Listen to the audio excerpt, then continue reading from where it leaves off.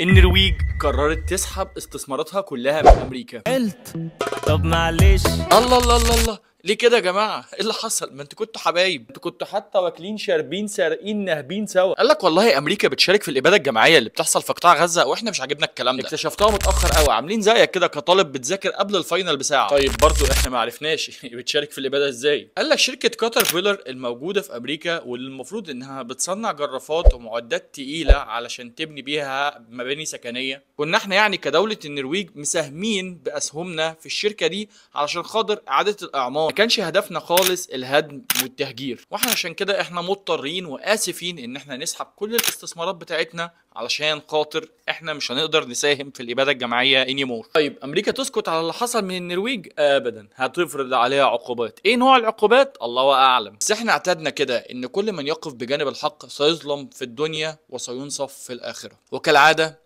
ما تنساش تعمل شير على راي شهاب.